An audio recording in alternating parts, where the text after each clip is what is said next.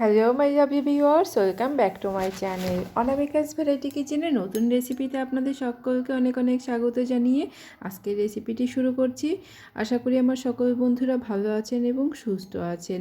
আজকে আমাদের রেসিপি রুই মাছের কালিয়া। কাতলা মাছের কালিয়া তো আমরা সবসময় খেয়ে থাকি, আজকে রুই মাছের কালিয়া দেখাবো।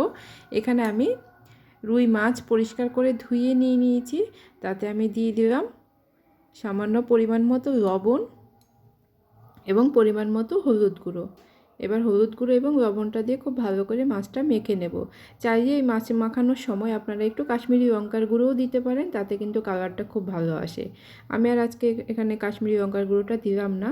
তারপর কড়াইতে সর্ষের তেলটাকে খুব ভালো করে গরম করে নিতে হবে। তেলটা যেন অবশ্যই খুব ভালো করে গরম হয়, তা না হলে কিন্তু মাছগুলো উল্টাতে গিয়ে ভেঙে যাবে। তারপর খুব ভালো করে গরম করে মাছগুলো দিয়ে এপিট ওপিট করে আমি লাল লাল করে দেখুন ঠিক এরকমটা করে ভেজে নিয়েছি। এবার মাছ ভাজা ওই তেলের মধ্যে আমি আরেকটু তেল অ্যাড করে দিয়েছি। এখানে আমি দিয়ে দিলাম একটা তেজপাতা, গোটা গরম মশলা আর গোটা জিরে। তারপর আমি কয়েক সেকেন্ড অপেক্ষা করে আমি এখানে দিয়ে দিলাম পেঁয়াজ কুচি। পেঁয়াজ কুচিটা দিয়ে আমি একটু ভেজে নেব। গ্যাসের ফ্লেমটাকে এই সময় মিডিয়ামে রেখেছি। মিডিয়াম ফ্লেমে আমি পেঁয়াজ কুচিটাকে ভেজে নেব।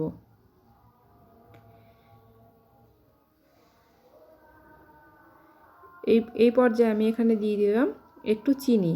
চিনিটা দিলে কালারটা খুব ভালো আসবে। আপনারা চাইলে পেঁয়াজ কুচি দেওয়ার আগে চিনিটা দিতে পারেন, তবে আমি পেঁয়াজের পরেই দিয়ে দিলাম। এটা পেঁয়াজ ভাজা হতে হতে চিনিটাও গলে যাবে, গলে ক্যারামেল হয়ে কালারটা খুব সুন্দর আসবে। দেখুন পেঁয়াজটাকে আমি এরকমভাবে ভেজে নিয়েছি। এরপর আমি এখানে দিয়ে দিলাম একটা মশলার পেস্ট। এখানে আছে আদা, রসুন, টমেটো, কাঁচা লঙ্কা এবং পেঁয়াজ, একসাথে আমি সব কিছু পেস্ট করে রেখেছিলাম। আমি আবার বলে দিচ্ছি, আদা, রসুন, কাঁচা লঙ্কা, পেঁয়াজ, টমেটো একসাথে আমি পেস্ট করে নিয়েছিলাম, সেই পেস্টটা আমি দিয়ে দিলাম।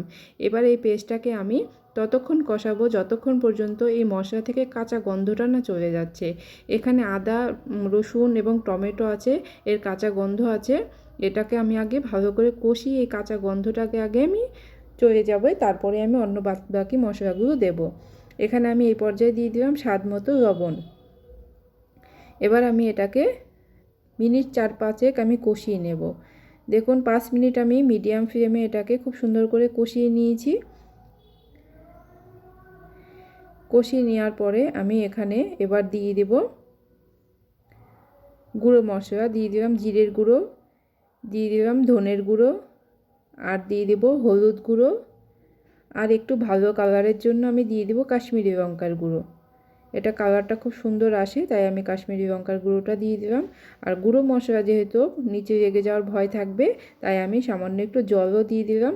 জলটা দিয়ে আমি এই মশলাটাকে খুব সুন্দর করে কষিয়ে নেব। খুব সুন্দর করে মশলাটাকে কষিয়ে নিতে হবে, যেন মশলার কোনো কাঁচা গন্ধ না থাকে। আর মশলা যত ভালো করে কষানো হবে রান্নার টেস্টটা কিন্তু ততটাই ভালো আসবে। এখানে আমি দেখুন 3-4 মিনিট কষিয়ে নেওয়ার পরে এই পর্যায়ে আমি এখানে দিয়ে দেব টক দই। টক দইটাকে দেওয়ার আগে গ্যাসের ফ্লেমটা অবশ্যই একদম লো ফ্লেমে করে তারপরে টক দইটা দেবেন, তা না হলে কিন্তু ফেটে যাবে। টক দইটা দেওয়ার পরে হাই ফ্লেমে রেখে কিন্তু দইটা দেবেন না। আর দইটা দেওয়ার আগে খুব ভালো করে ফেটিয়ে নিয়ে গ্যাসের ফ্লেমটা লো করে দিয়ে তারপরে মশলার মধ্যে দইটা দেবেন। এবার দইটা দিয়ে আমি খুব ভালো করে মশলার সাথে আরও 4-5 মিনিট কষিয়ে নেব। টক দইটা দেওয়ার কারণে মাছের কালিয়া কিন্তু টেস্টটা পুরো বিয়েবাড়ির মতো, অনুষ্ঠান বাড়ির মতো হবে। এবার আমি 3-4 মিনিট এভাবে করে কষিয়ে নিয়েছি। যখন দেখবেন খুব সুন্দর ওপর দিয়ে তেল ভেসে উঠেছে, তখন বুঝতে হবে এই কষানোটা হয়ে গেছে। নিশ্চয়ই দেখতে পেলেন তেলটা কিন্তু ছেড়ে দিয়েছে। এই পর্যায়ে আমি এখানে দিয়ে দিলাম জল।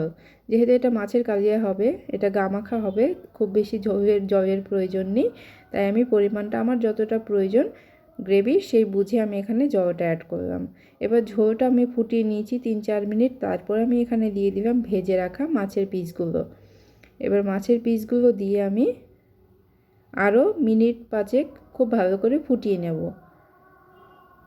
গ্যাসের ফ্লেমটাকে আমি এবার হাই ফ্লেমে করে এটাকে 4-5 মিনিট আরও ফুটিয়ে নেব। দেখুন আপনাদের আমি 5 মিনিট পরে দেখাচ্ছি, অনেকটা গ্রেভিটা শুকিয়ে গেছে। এই পর্যায়ে আমি এখানে দিয়ে দেব গরম মশলা গুঁড়ো, আর সব শেষে আমি দিয়ে দেব এখানে 1 চামচ ঘি। একদম অনুষ্ঠান বাড়ির মতো কাতলা কালিয়া তো কানি, এটা রুই কালিয়া করলাম আমি আজকে। রুই কালিয়া করে দেখালাম, আশা করি রেসিপিটি আপনাদের অনেক ভালো লাগবে। দই এবং লাস্টে একটু ঘি দেওয়ার কারণে কিন্তু পুরো অনুষ্ঠান বাড়ির মতো টেস্টটা পাওয়া যাবে। ভিডিওটি শেষ পর্যন্ত দেখার জন্য সবাইকে অসংখ্য ধন্যবাদ। দেখা হবে নতুন কোনো রেসিপির সাথে। সবাই ভালো থাকবেন, সুস্থ থাকবেন এবং অনামিকাস ভ্যারাইটি কিচেনের পাশে থাকবেন। আর অবশ্যই একবার হলেও রেসিপিটা ট্রাই করবেন, আশা করি আপনাদেরও অনেক ভালো লাগবে। কমেন্ট করে জানাতে ভুলবেন না কেমন লাগলো আজকের এই রুই কালিয়ার রেসিপিটি। Thanks for watching. বাই।